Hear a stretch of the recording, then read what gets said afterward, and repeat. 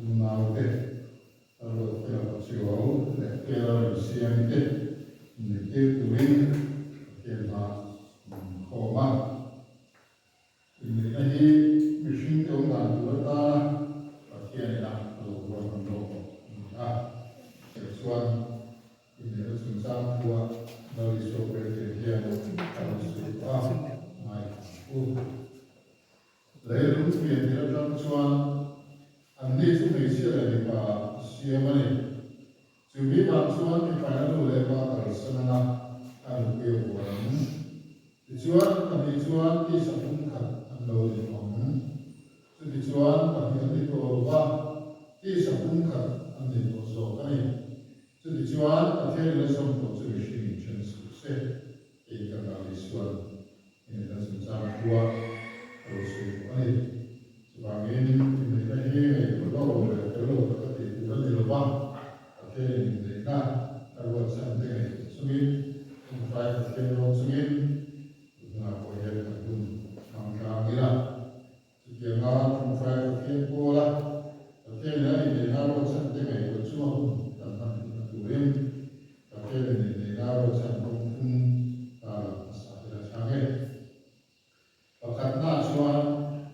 nụ bà cho nằm luôn sư cũng rộng cũng cả tàu tù lệ lúc này đi là lòng đi trong buồn ta in trong phi đồ tù đi ta tiền để ta đồ ta và thì na xóa anh ấy lúc này thì hôm nay cái chú có thiên của người na ra là lúc năm ở chủ đề thì na ta tiền để na ở ngoài đây và chúng na xóa còn nào có sống ta đồng chí có thiên lúc thì ta này Nalpa Yesus Kristus Shina so ini okay nah anggota yang kita ini tujuan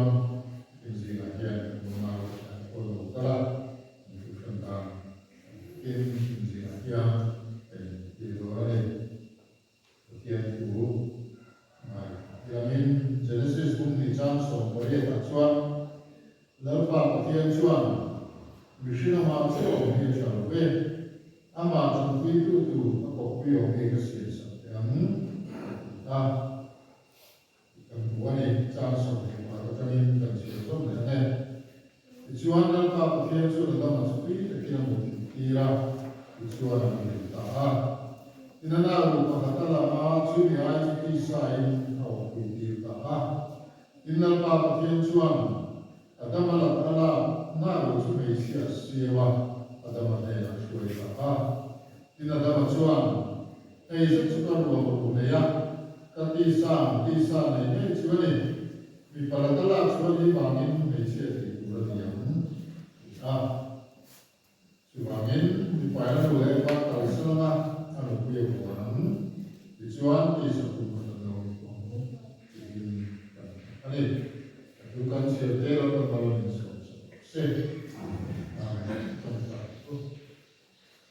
Lalu kemudian kita memang itu dikasih hadiah kedua lalu kita percaya kita bersih itu lupa kata siap turin kita cuma turin buat saya ruang mana siap kita buat nanti kita kira ini kau dulu kan terlibat yang kan lupa bukan selesai ini kau yang kita terlibat karena insinyasian penura lupa kan insinyasian tu kita angko anda lucu sementara di pulau kita di luar bangin nama asal disini kita kalau di sini tulis masuk sendirilah belum kali kau lucu mengenai kau yang anda yang kau sengaja membiarkan dengan kau sekali lah ini kau macam nak sesuai itu logi jadi kau semua harus ada poin sampai dia bisa semua sendirilah kau yang kita kenal Pak Yesus Kristus ini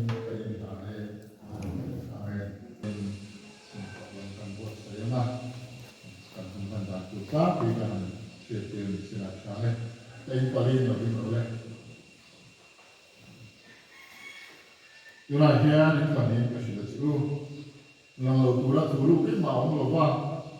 lalu saya lupa mau lalu kenal Yesuan ini mungkin dia emo filsafat looking kok làm thấu rồi vangin là hiam là tiền ngay này làm được mà chuan mà mangin của ngã của tuổi này đầu chuan này là thực hiện thế chỉ đó này cái đó là cái là cái chỗ đấy cái đó là siêu mỹ cái thiên nhiên là cái này làm được mà cái là mình chơi cái sự tin nào chơi được mà cái đó là siêu như vậy đó là cái là cái chỗ cái thiên nhiên là cái này làm được mà cái là rồi nó cần rồi các bạn đi vào rồi ha nhưng mà hệ nắng mà rồi thế là chỗ có thể mình cái rồi cái chết để vì cái đó là xem cái được quy tắc để cố lên thiên đàng thiên cái bằng dễ là đấy ăn hồ mới một ăn sữa mới một thì sẽ lại lại còn sống lại quý mà ngày ăn mà toàn số ấy một thiên cái thì làm chủ này anh để có cái nắng cái là xem cái thiên cái rồi chết để vì đó là thế là cái chỗ cái sở tập để cố lên thiên đàng thiên cái bằng dễ là đấy ăn hồ mới một ông ấy bảo thì sẽ lại để rồi sống lại quý mà ngày ra mà ta cho ấy một thiên nhiên mình làm được siêu rộng như này đấy một những làm thế đấy là đúng là cái sự cho anh phải suy mà cho anh chơi thì là suy về cái nào suy cho cái suy tin dễ là anh phải cho nên cái đó là cái là cái chỗ kia nằm kia là xem đi cái quý tập để đuổi ăn uống mới một ăn sữa mới một rồi thịt mới một mắm sắc mới một cái xe lái lại còn sống lại quý thì này những chuyện phá rồi cho anh mà mày à em cô là rong bò sắc của chơi với là trong thiên đàng thiên những bằng dễ đi cái này ta sẽ đi cái chuyện gì đây anh sẽ cái đó là siêu cái hiện nắng lao động tức là cái chỗ cái các bác sáu tập để tu linh ăn uống mới một ăn sữa mới một rồi thịt mới một nông sản mới một cái xe lái lại còn sống lái quý thì này những chuyện phá rồi cho mà mày à em cô là rong bò sắc của chơi với là trong thiên đàng thiên cái bằng dễ đi cái này ta sẽ đi cái chuyện gì này anh tụt vần thảo là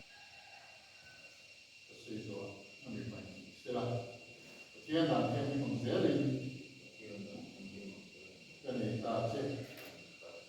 em đi làm này chia thành làm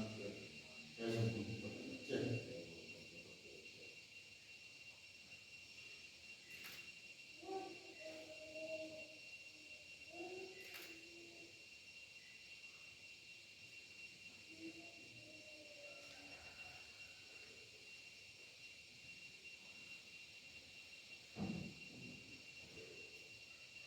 anh dành được nhưng mà theo nó luật tức là có chiếu này cái đó là xem cái thiên đàng thiên cái bằng dễ là đủ quả đi tu linh thiên này cũng chẳng không mà phụ tụi mình là đôi này cả chỉ vangin cái rắm đàn này thiên đàng thiên cái bằng dễ là đủ cả tất anh ta này của nghe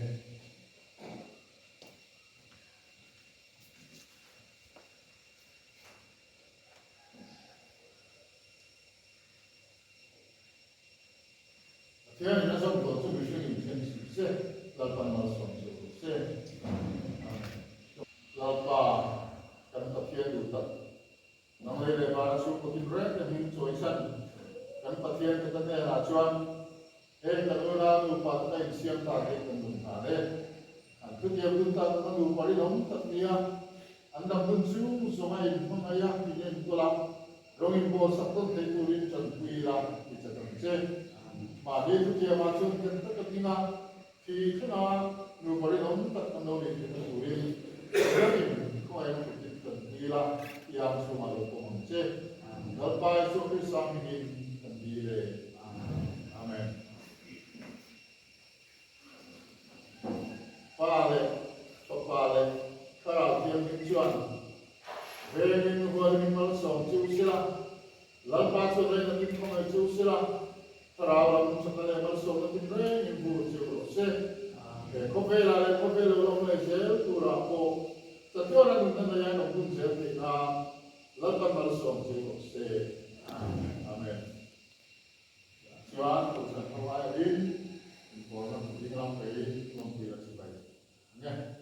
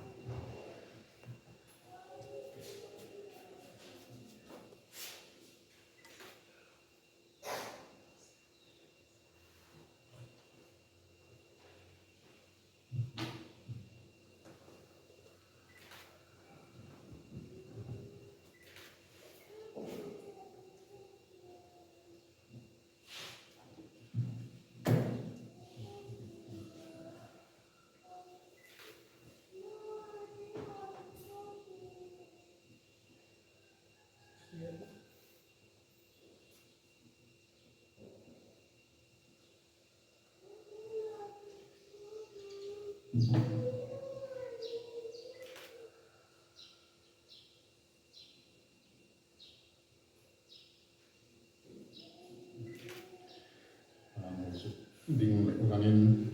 sertifikat apa ini sertifikat di dari satu tanah kita akan kan sertifikat harus juga karahian license number itu inakan license number sihna tu talangan dia chokman di bawah sembilan chokman acuan kan itu ramai langin ini bagi siapa ini teminte nure paminte ben kuate siapa jauh Kristen danin patian lo tengah dan semua meluturin inkom ayah inkom oleh joy moin Israel point jomin tiangni nani nom tapi infoma inen kulturin nani dia mah Ninga September sang isang nilai mau quest ushana anin nei ketir pateri na zam to chu machine chen su se ini karan ta kan ini tu English signature te chuanga registration number te chuanga maro su license number ta ki ko lai ke na lam wa lu le cha kan te chu number lam ka chu kan chuan ki sa ta mala su na kan nai te ni ka she ni ka sen na sha ne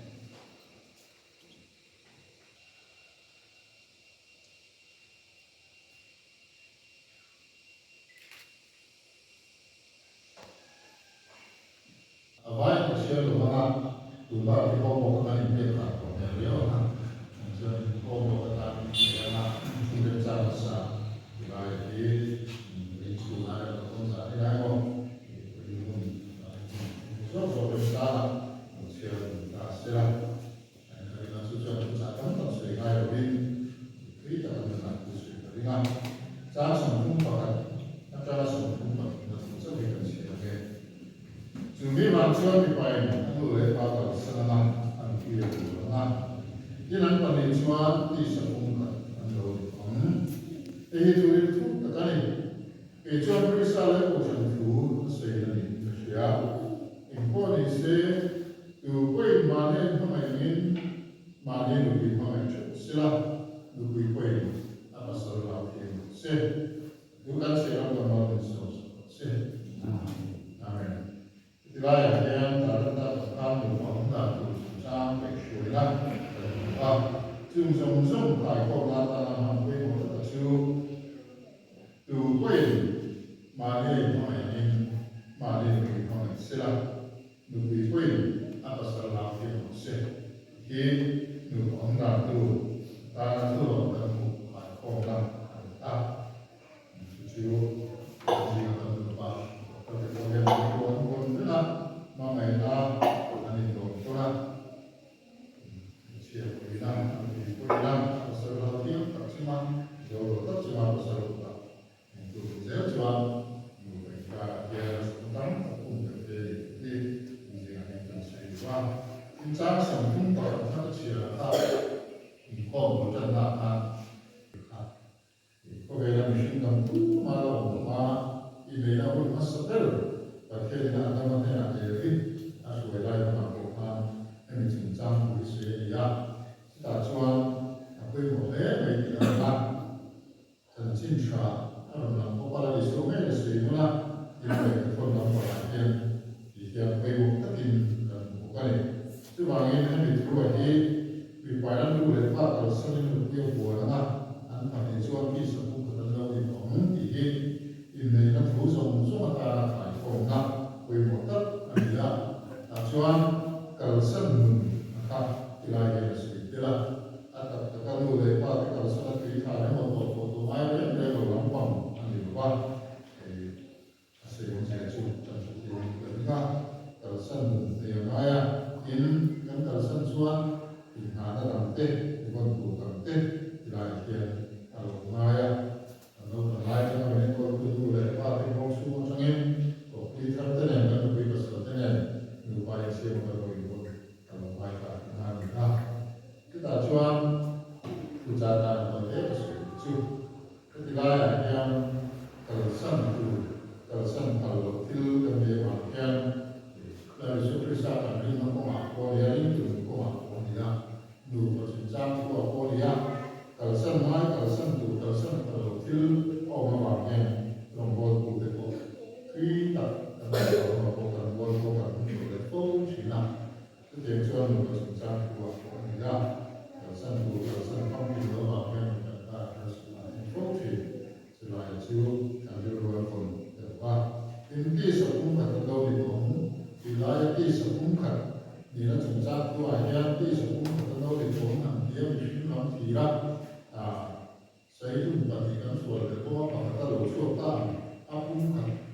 yang wilayah yang yang wilayah harus sejauh kita bilang di pandang di dalam Malaysia itu bilang tujuan mesin jalan sempat itu bilang amal itu bisa kalau ada dulu yang pada tujuan itu ada lebih dan ya